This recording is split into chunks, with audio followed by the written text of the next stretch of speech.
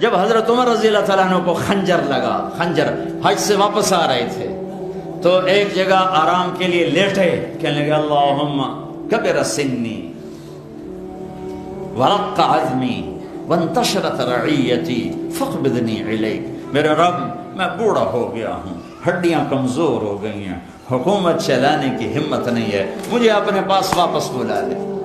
پہنچے ہیں اور 27 ذو الحج کو خنجر لگا ہے، 29 کو جان گئی اور جب کم محرم کو قبر میں چلے گئے۔ جب ان کا انتقال ہونے لگا تو انہوں نے اپنے بیٹے عبداللہ کو بلایا کہ عبداللہ جاؤ اماں عائشہ سے کہو کہ میرا باپ عمر، اب مجھے امیر المومنین نہ کہنا، میں امیر المومنین نہیں ہوں، میرا باپ عمر اپنے ساتھیوں کے پڑوس میں جگہ چاہتا ہے اور وہ اجازت دے دیں تو مجھے دفن کرنا، ورنہ مجھے بقی میں دفن کر دینا۔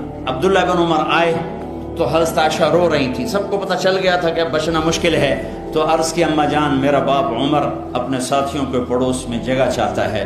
تو عائشہ رضی اللہ تعالیٰ عنہ رونے لگی، فرمایا کہ یہ جگہ تو میں نے اپنے لیے رکھی تھی کہ ایک طرف میرا خامند، ایک طرف میرا باپ، ایک طرف میں پڑ جاؤں گی، لیکن اگر عمر کی خواہش ہے تو وہ مجھ سے زیادہ حقدار ہے، میں اجازت دیتی۔ وہ بیٹے نے آ کر کہا ابا مبارک اجازت ہوگی؟ کہا نہیں بیٹا، نہیں بیٹا ممکن ہے میرے شرم میں کہا ہو، جب میرا جنازہ اٹھاؤ تو ایک دفعہ پھر دروازے پہ رکھ کر اجازت لینا، اجازت ملے پھر لے جانا ورنہ واپس لے جانا۔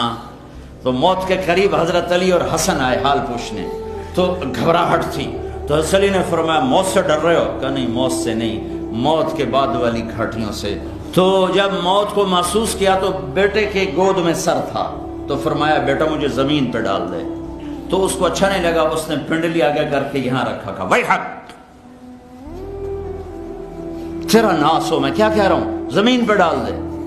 تو انہوں نے زمین پہ جو ڈالا تو یوں اپنے گال کو مٹی پہ رکھ دیا۔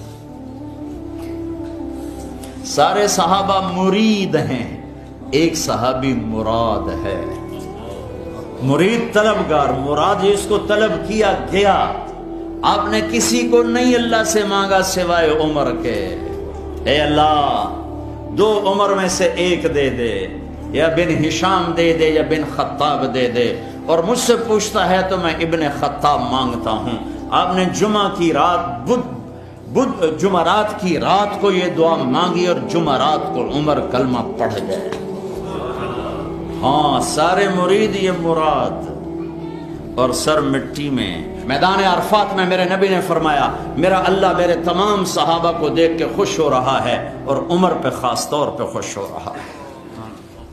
تو سر رکھا مٹی میں، قویل لک یا عمر ان لم یغفر لک ربک، اے عمر تیرے رب نے تجھے معاف نہ کیا تو تو ہلاک ہو گیا۔ جس کے لیے جنت تیار ہے وہ ڈر رہا ہے، مجھے تو پتہ نہیں میرے ساتھ کیا ہونے والا ہے، کیا پتھر دل ہیں، نہ جنت کے شوق ہے نہ جہنم کے خوف۔ اور یہی کہتے کہتے جان نکل گئی۔ جنازہ اٹھا کے دروازے پہ لائے،